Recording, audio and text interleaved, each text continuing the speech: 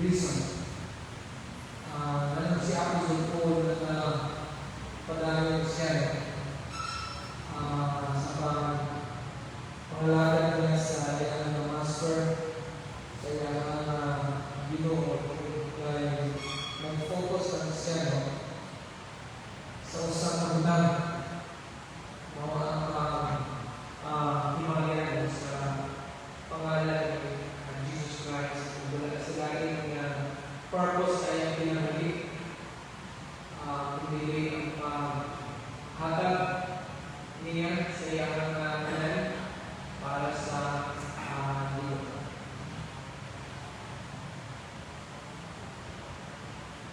2 Thessalonians chapter 1, verses 1 to 5. Ang ato ang theme karon sa ato ang sermon is a church worthy of God's commendation. Okay? A church worthy of God's commendation. 2 Thessalonians chapter 1, verses 1 to 5. Basahin niyo na sa dalan sa inyong mga. Paul, Silvanus, and Timothy, to the church of the Thessalonians in God our Father and the Lord Jesus Christ, grace to you and peace from God our Father and the Lord Jesus Christ. We ought always to give thanks to God for your brothers, as is right, because your faith is growing abundantly, and the love of every one of you for one another is increasing. Therefore, we ourselves boast about you in the churches of God for your steadfastness and faith in all your persecutions and in the afflictions that you are enduring. This is evidence of the righteous judgment of God, that you may be considered worthy of the kingdom of God, for which you are also suffering. Hindi mo blessing ang tulong ang ibasa ng Lord. Father, we thank you, Lord, salamat po. Sa karoon niya, kakna sa tayo ng pagyalag ng Lord, kumalan mo ng Pilipinos sa mga tulong. Nag-abay na yung mga pag-isulti yung kailangan ng sa mga tulong. Salamat, Lord, kung may mga tulong na nag-almay ng Pilipinos.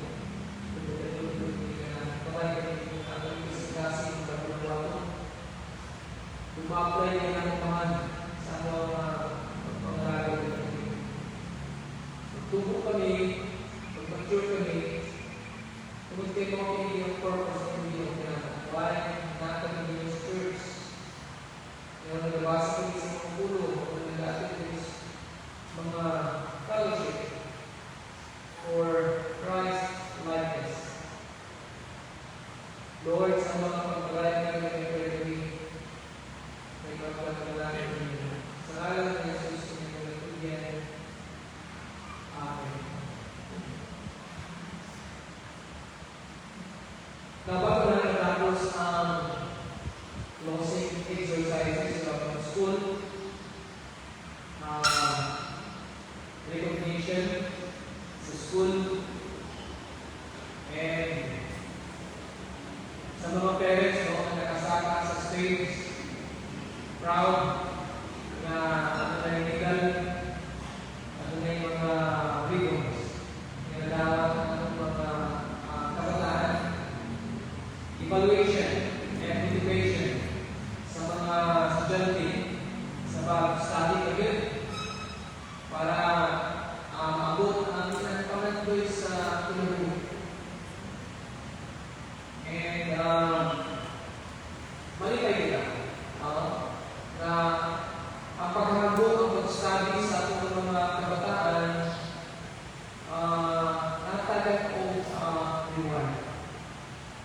Pero kung pag-compare nila na kung sa unan, mas para sa mga negative ang sa unan.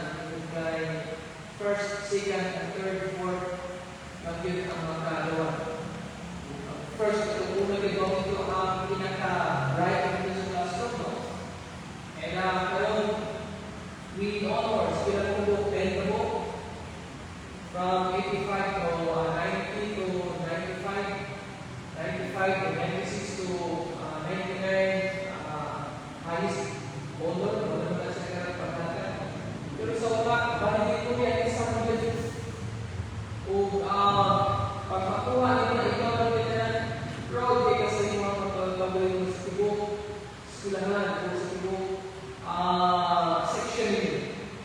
ikaw ang number one. Okay? Kung karon daghan na tayo ng mga kaliwan. Now, as an individual Christian, adto ka sa Christian life, kung ang Ginoo pagkutan nato, proud ba ka siya sa iba? Proud ba ka siya sa tuwa?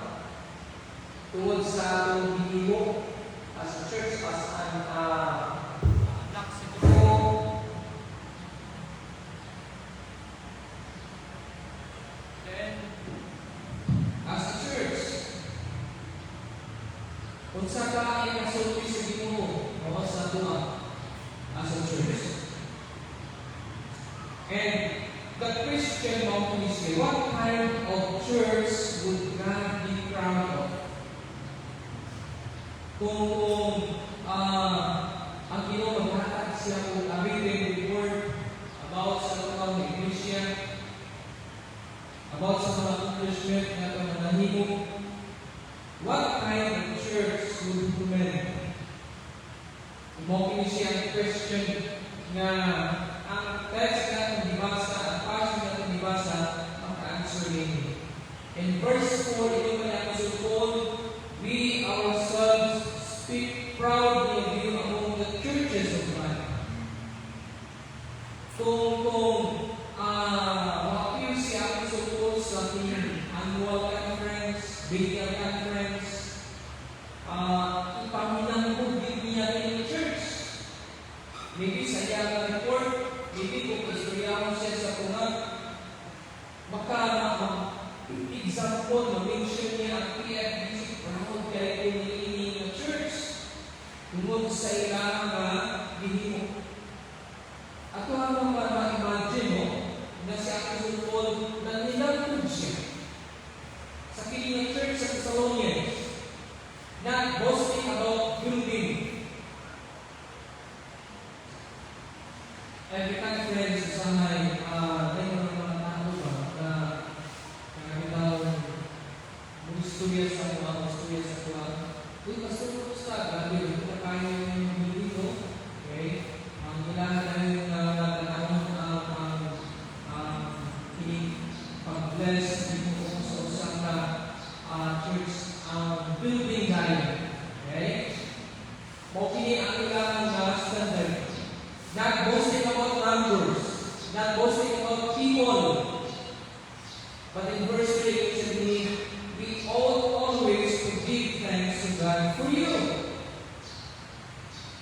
Obligado siya sa Paul, magpasalamat sa Ginoo tungod sa kininga church. Okay?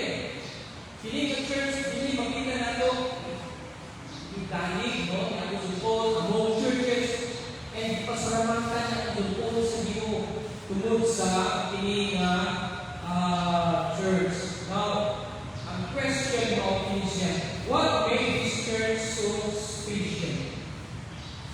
Very special kininga ng Apostol Paul, and di pa kinampo, di pasalamatan kininga ang Apostol Paul para sa Ginoo sa anaan ng church. It was not their building. What sila kinahin ng building? Their work, pobre sila. Their size, the mighty church. Their faith, dili sila ng church. So what made them a church to be proud of? Okay? Now sa Apostol Paul, naghatag kung bakit. So darang ang background, first sa Apostol Paul, basa natin ang greatest name. Dunay tulong person na ang babasa din sa verse 1, si Paul, Silvanus, and Timothy. Okay? Silvanus or Silas, isa kini faithful partner niya si Paul. And he was senior in years in Timothy. And closer sila ni Apostol Paul, pinatawag ng mga panipaya sila dati ni Apostol Paul. And in Acts chapter 15, verse 20, tawag siya chief among the brethren of Antioch. Gitawag sa Acts chapter 15, verse 32, a prophet. And kung matawag ka ng Acts chapter 16,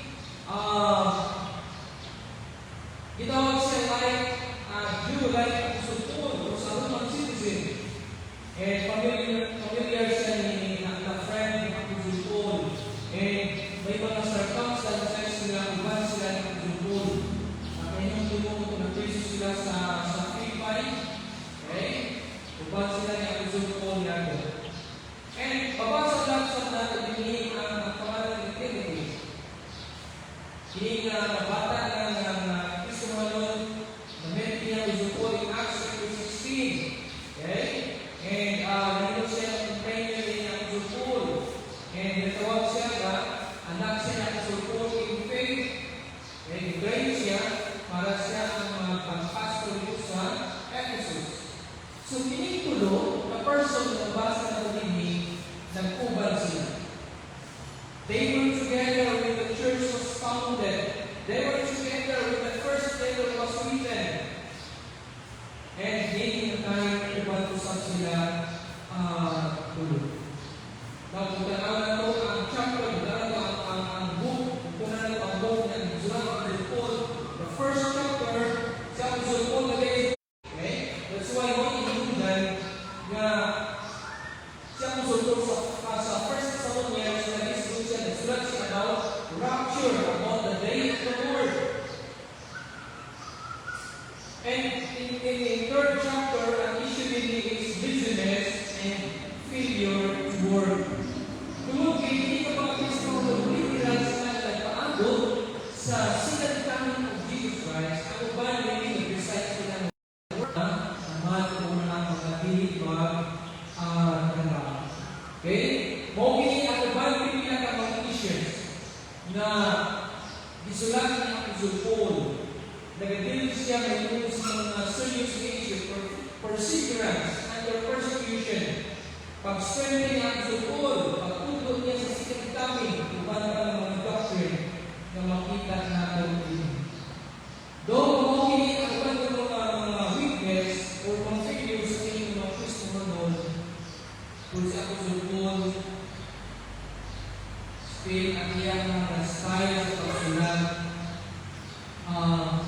tinatawag na adunan niya mo'y kaluluwa. Okay, yun siya, remember to admonish them as brothers. Okay? There is a tenderness in this letter sa mga Kristo Manon. Pataliwanag niya ng mga issue. He wants to commend them. Ingon siya, we thank God for you and we speak proudly about you. Okay? As a church, as an individual, kung makadungog ang uban ng mga Kristo Manon may tungkol sa inyo sa mga proud na sila, makadungog ito si brother na natin sa church. Grabe, dito ka faithful, grabe, dito ka malakon, kakadasis, proud dito siya, pagkakunig dito siya, namaano siya ng Kristo Manon. Okay? And this is a church to be thankful. This is a church to be proud of. Dapat ito ang magpipilihan sa ato ang pagkakabalan ng gano'n sa inyong topic of music. That a church that honors God is not defined by its outward success, but by a growing faith, deepening love, enduring hope, and a kingdom-centered perspective, especially in times of crisis.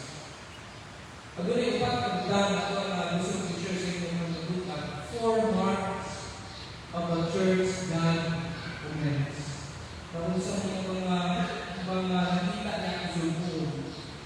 Gano'n na kayo lang siya sa Ginoo na I thank them. Proud ko sa ilang. Kung saan ang mga pinag-iya na nakita niya a church with increasing faith. Okay siya nakita niya ang sulpo. Okay? Ang ilang pagtuo. Good guy. Huwag siya ang mga foundation, no? First Ephesians 5, naluwas sila sa itong pagtuo, no? Ng Jesus Christ. And nakita niya ang sulpon. Okay? Unang reason, nga napapasalamat ko sa ating sulpon sa kining church because the church with increasing faith. In verse 3, even in this verse 3, we ought always to give thanks to God for you, brothers, as it right Because your faith is growing abundantly. Okay? Because your faith is growing abundantly. Ingon din ang support we owe. Okay? It means to have a deep obligation. Ato na siya dako nga obligasyon. Obligado siya ang support nga magpasalamat sa Ginoo. Okay? Dili wala hinungdan. Kung mawagin ang reason, nanong siya ang support. Taliwala sa ilahang being perfect in church, no? That's why siya ang support. Nagsulat sila na yung concern issue na yung i-define mo sa mga Kristo. Pero taliwala ini, siya ang support, obligado siya ng magpasalamat.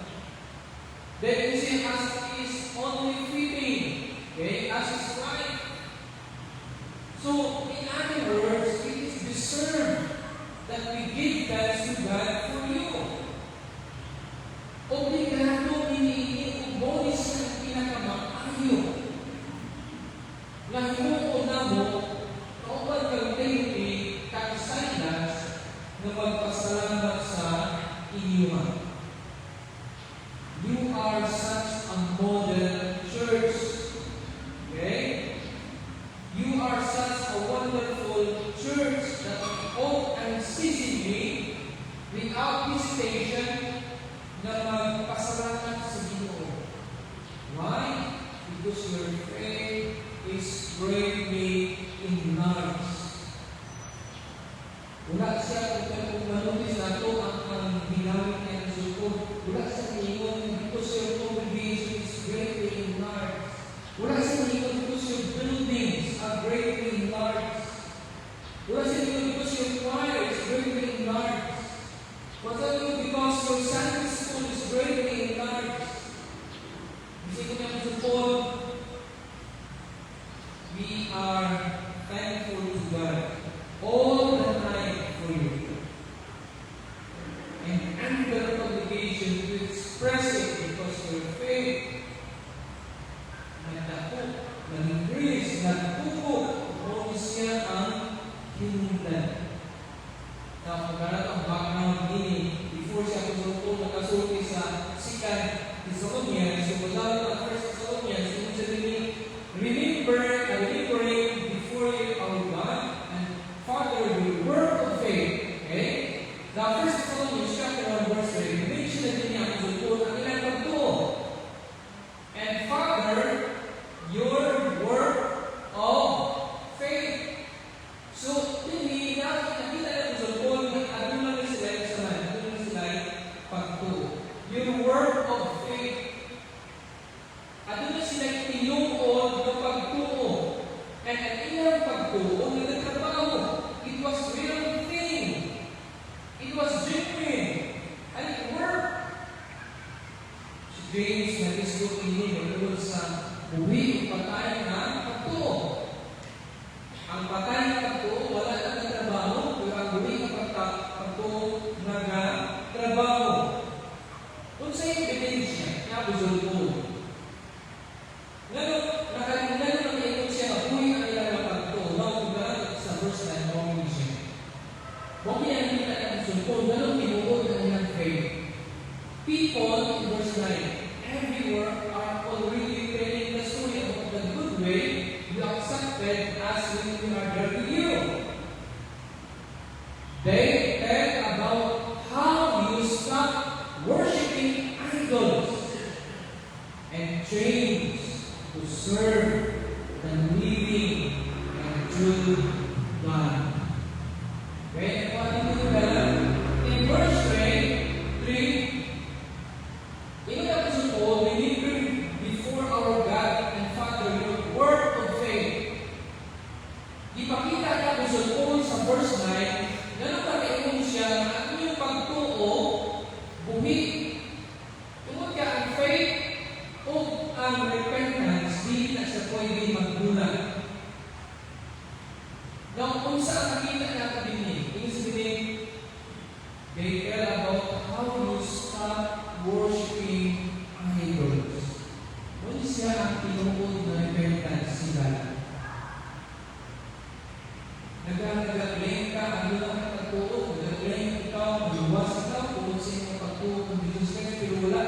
nagbiyak, wala ka nagtalikod sa sala.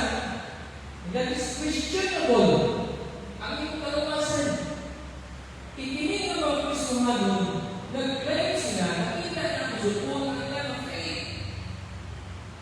Pinahagi sa action. Kung sa action nila, nibiyak sila sa ilang pagsimba sa mga idols. O dili ang tao sa pagbiyak, italikod sila sa ilang mga binasimba ng mga idols.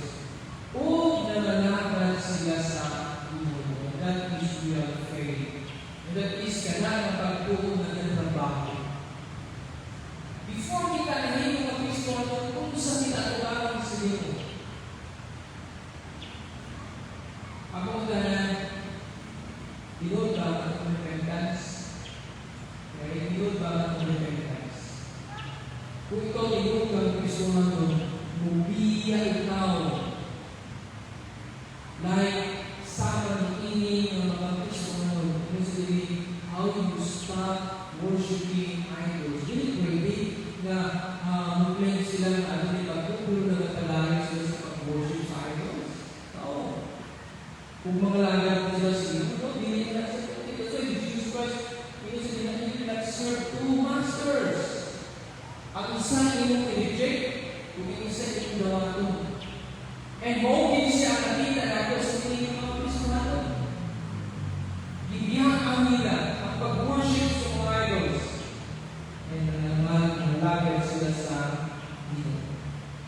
Kung sa tinisya, ang tinuod na mga Kristo natin. Stop sinning.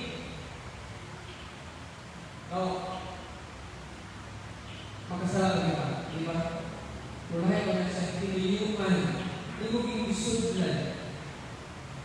Ikaw Kristo na nagagay ito, hindi mo ikaw nagagapang na mas, pero hindi mo ikuyukan ang sulod, wala ka kasala, wala kang bunda, wala kang bibiyanan. Hindi ka na sa tinuod ng repentance. And then you can move faith. Then verse 10, 16 sa verse 10. Kung sa ito lang support, we pray most earnestly night and day that we will see you face to face and supply what is lacking in your faith. Okay? Now, in chapter 1, verse 3, nakita niya ang support ang kanyang pagtulong. Nagtrabaho. Okay? Hindi nila kailangan ng usalan. Ang ilang mga idols, ang worship sa idols, simba sila sa Diyos. Kung di nila kailangan, dahil first, hindi nila support siya. Ano na magiging unang? Umongin siya ang iyong prayers. Mag-praise ang support. Isang prayer ang support. Ibig sabihin, and supply what is lacking in your faith. Hindi niya ang support, at nagkawin ako, you have faith that works, you need more faith. You need a larger faith, a stronger faith, a greater faith. Bukod siya ang iyang prayer. Ang iyang pagtuo, magdakop, mag-increase. Okay? Pagtuo. Ngayon, your faith is growing. Kung nagka-subra-subra, nakita natin sa upong ang subra-subra na pag-grow, pag-tubo sa ilang na pag-tubo. Their faith was real. In 1 Thessalonians 1:3, work of faith. Their faith was growing. In 1 Thessalonians 3:10, needing to increase. Their faith was now expanding greatly. Okay? Namokin siya ang kakatulan. Their faith grew in the middle of persecution. Okay? The principle, namokin siya ang principle ng God na makita natin din sa mga Kristohanos sa Thessalonians. That persecution destroys false faith. And persecution never destroys true faith. Amen? Testing sa atong kinabuhi, dili na siya magkaguba sa atong ang magatuo. That's why in Matthew chapter 13, 20 to 21, yung pa ni Jesus Christ na atin sa parable, may dihatag sa mga disciples. And what about the seed that fell on rocky ground? That is like the people who hear the teaching and quickly and gladly accept it. But they do not let the teaching go deep into their lives. They keep it only a short time. As soon as trouble or persecution comes, because of the teaching, they accepted and they give up. Nawala may mga Kristiyano, yung mga tao na nag-claim sila na nagawad ng Jesus Christ na personal na nalupas. Nagalagay sila sa Ginoo na instant permitting, active sila sa choir, sa organizational fellowship, pero sa diyan nag-abot ang persecution, sa diyan nag-abot ang mga trial sa kinabuhi, nawala sila. Tingnan naman, ang pulong sa Ginoo, wala na kanamot, wala na ka adto sa ilang mga kasing-kasing.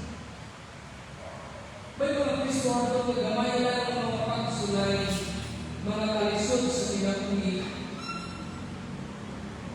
temptation sa kinabuhi, nawala na sila sa pagpangalagan sa Ginoo. Why? Dili tinuod nila ang mapatuo. Okay? And di ba naman ito? Persecution destroys false faith.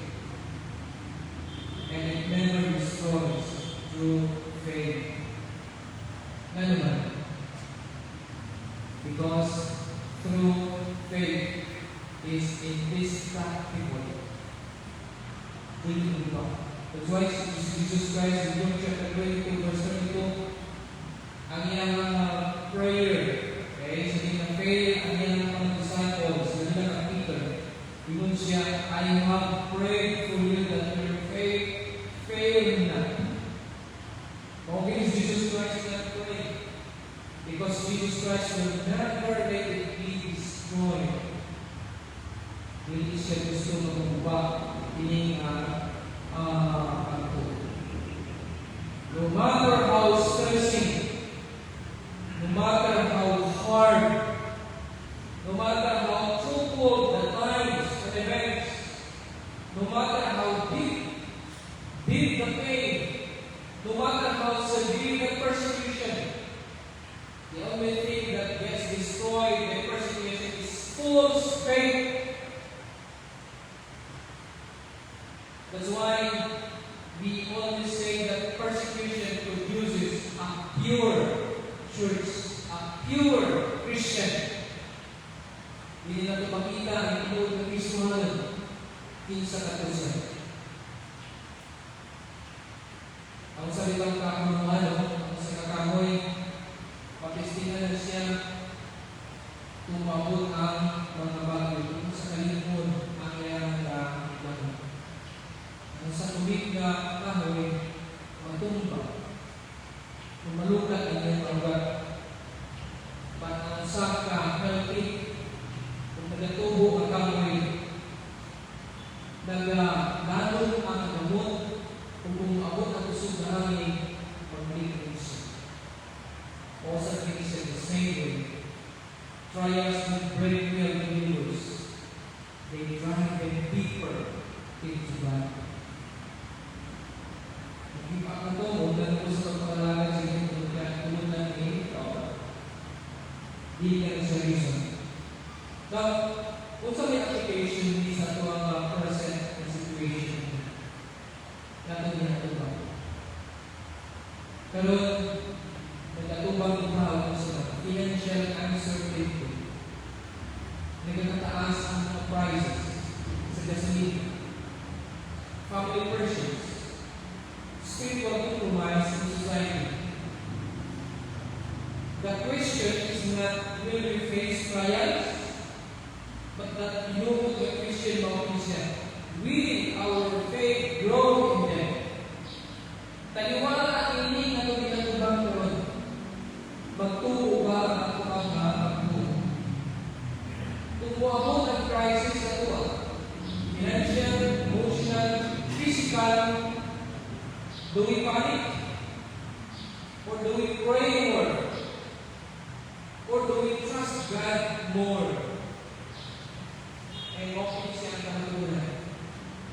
The church, God is proud of is a church whose faith expands in difficulty than strength.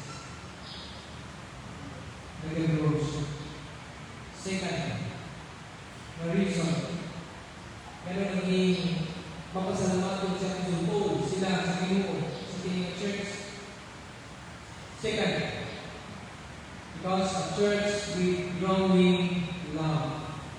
Okay? Taliwala sa persecution, taliwala sa kalisod, di ka kanila mapagtuo o nagatubo, but ang ilang maggugma sa katapusan in verse 3, in the old always to give thanks to God for you brothers, as is right, because your faith is growing abundantly, and the love of every one of you for one another is increasing.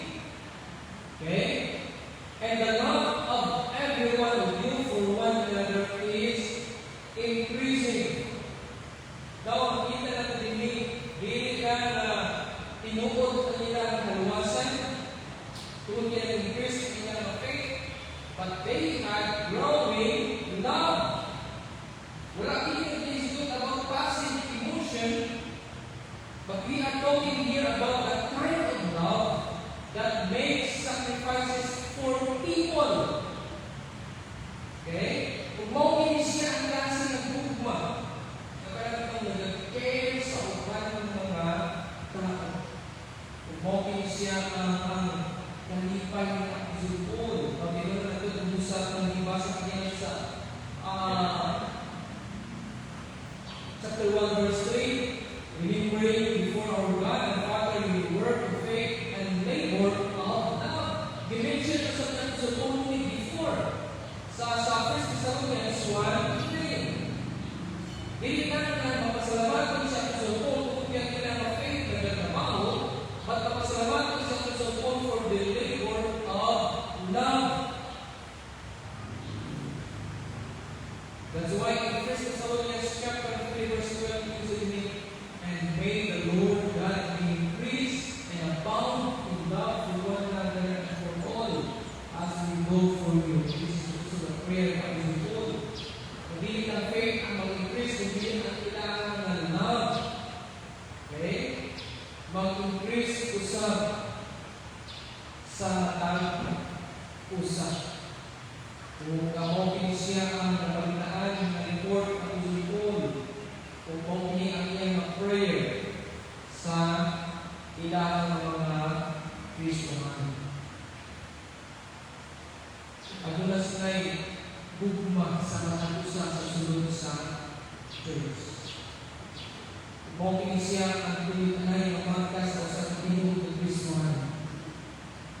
John 5:25. Ingon pa ni Jesus Christ, by this shall only know that you are my disciples. Kung sa'yo pinimaihan sa usa ka tinuod nga disciples, sugod sa church, ingon pa ni Jesus Christ, by this shall only know that you are my disciples, that you love one for another. Okay? That you have love one for another. And in hard times, trying times, persecuting times, when the enemy comes, ang tinuod ng church, i-embrace niya ang gugma. Okay? The true church gathers in love. This is not an emotional love, but this is sacrificial, active love to Mauwi siya ang mabasa ko sa John 3:16. For God so loved the world. And that is actually sacrificial tayo. Love, hindi sacrifice. Hindi mo niya mabuto. Kung ganyan, mauwi siya na ito yung mapakita, samtang sa tinuod nga, kung manong is not to speak the words, each one of you. Okay? Everyone was involved. Dili lang para siya pag-ikon, kundi para sa kanya. Kapag mo, hard times do one of two things. Okay? Number one, they make people selfless. Sa kalisod, usamay kita ng mga tao selfish.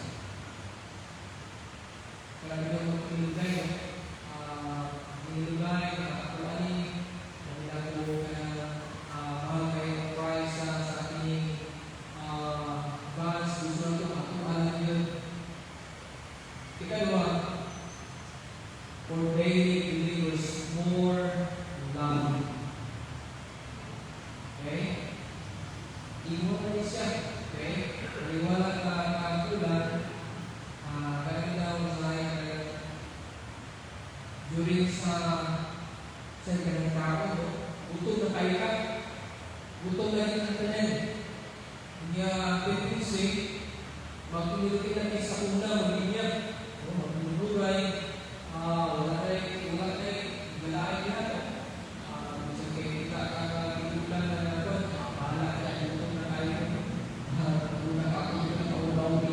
That is all this. Or the main believers more loving. Okay? Sige, ikaw na. Kaya, ikaw na kay Niki. At least, kung niya na siya magkukuha ng gusto para mga gusto. The Thessalonians choose God. Okay? Upang siya ang makita natin sa mga Kristo. No application sa karunungan. Many people are becoming cool, divided, and self-centered. Even churches can become critical and divided. But a church God is proud of helps one another, gives when others are in need, encourages the weak, who gives quickly. Kung siya ang magkukuran ng makita natin. Pakutan na natin ang pagbalino. Are we growing now? Or just surviving? Do we serve others? Or focus only our struggles? Tingnan, the real church shines brightest in dark times. Number 3. Now, four marks of a church godliness. Number 3 is a church with enduring hope. In verse 4, therefore, we ourselves boast about you, the church of God, for your steadfastness and faith in your persecution and in the afflictions that you are enduring. Okay? Ingat ang sulod din, tungod kay ang iyong mga pagtuo dahil ako. Because of your love in lives, because of your enduring hope, we ourselves speak proudly of you among the churches of God. Kung kita natin dito, sila tulad nag-agree Paul, Timothy, and Silas. Nasayin kita, basahan ko ang Romans o sa mga books na ginasulat ng Paul, daghan ng mga churches na nakapasakit sa kasing-kasing niya ang Paul. Mga problems na yan na-encounter sa mga churches. Pero hindi ng church, nagdalawag na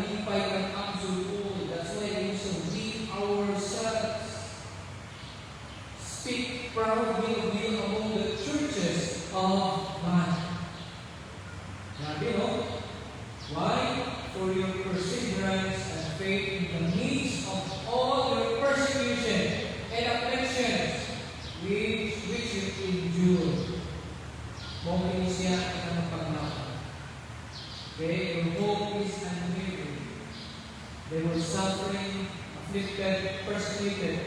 They were nagpagalis because they had hope. At doon na sila paglapon tingnan sa Ginoo. Di ba naman kilala?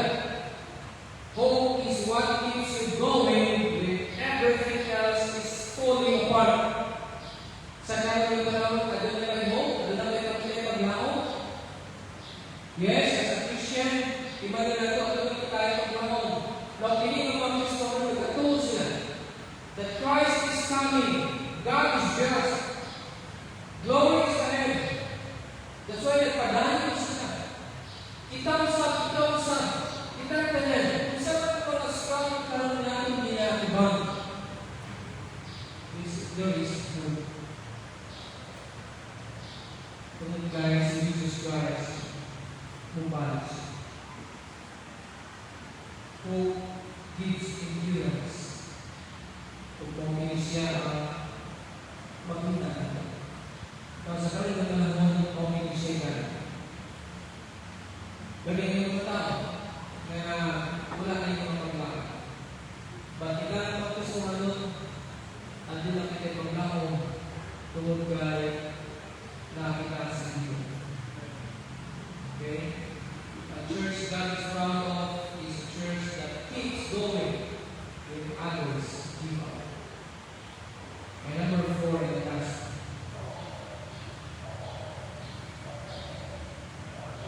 A church with kingdom mindset. In verse 5. I'm proud siya ang lupon.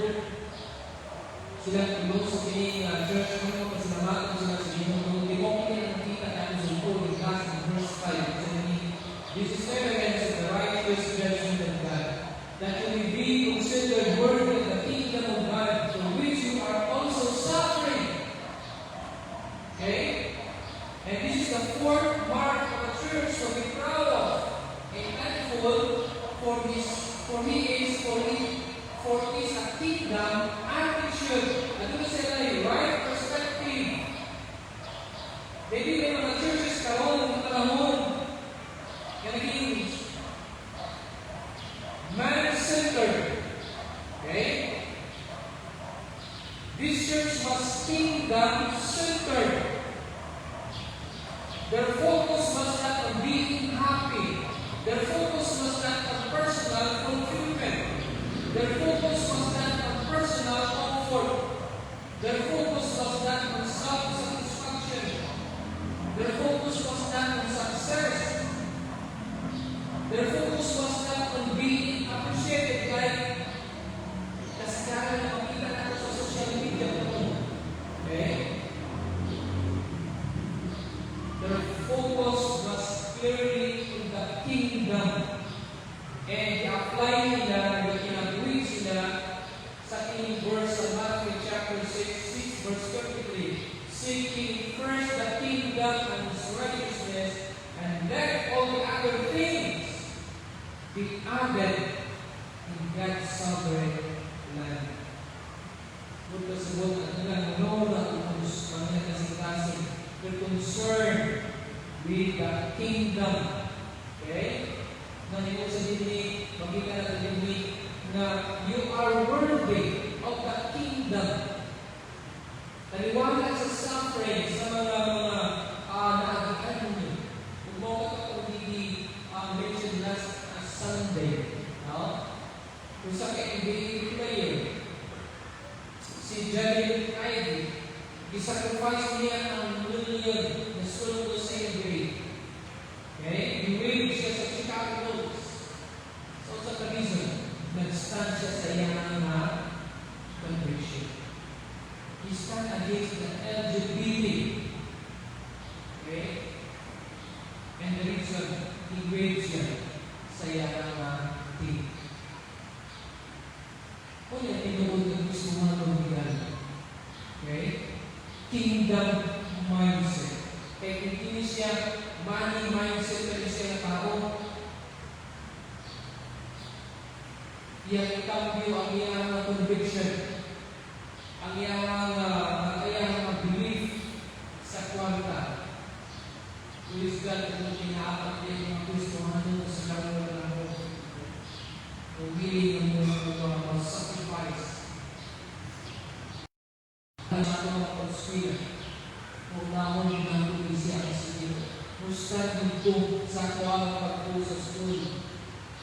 Una siya tinuod ng Kristohano. Una siya tinuod nga disciple. Yes, bakit kayo makapangandoy sa atong ginagawa? Pero kung wala ka pangandoy, una siya babag sa ato ang conviction ug sa ato ang pangangagay sa iyo. Hindi na napisingan kung sa strong, kung sa inyong focus sa inyong ginagawa. Kaya yung mga Moses, yung mga Hebrews chapter 11, by faith Moses, okay, nasa sa palasyo sa Egypt, kaya kayo siya.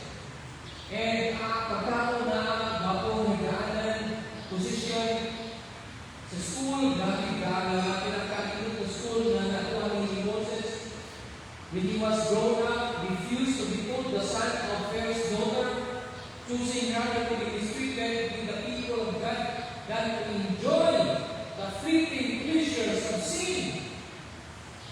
He considered that the reproach of Christ greater wealth than the pleasures of Egypt, for he was looking to the reward. Di ba natin gana na kung ginagawa na parang buhay ka sa tinurahin ng sa inyong kalimutan. Si Moses, nakasaya na to sacrifice me. Ulit ko siya mag-ibig sa dito, ulit sa dito sa saya ng pag-ibig na tao na niyang mga kawain ng angkos. Pero nakita niya ang spiritual na pag.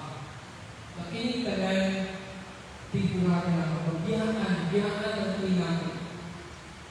He was looking to the reward. Asa ka na siya? Dito sila. And it is the kingdom mindset. That is the kingdom mindset. For he was looking to the reward. Kung saan ito pinapamandoy na sa ating pinatuloy. Okay? Ayun, dili ka na sila. Pero like Moses, ibigay niya. He sacrificed him. Earthly among the for the sake of Jesus Christ. Ayun nga, sa tuwang kinabuhi, kaya yung mga gusto mo na mga kumutana, why is life so hard? Why is God allowing this? Pero ang nakaturan din sa Thessalonians sa ito na ito, that hard times are not meaningless. God is shaping us for eternity. Instead of asking, why is this happening to me? Lord, faithful ako sa iyo. Ano di-allow mo niyo sa Lord? Pangutan ko lang dito, what is God preparing me for? Iapag niya siya sa Ginoo sa kuha, kung saan niya ipaandam sa kuha.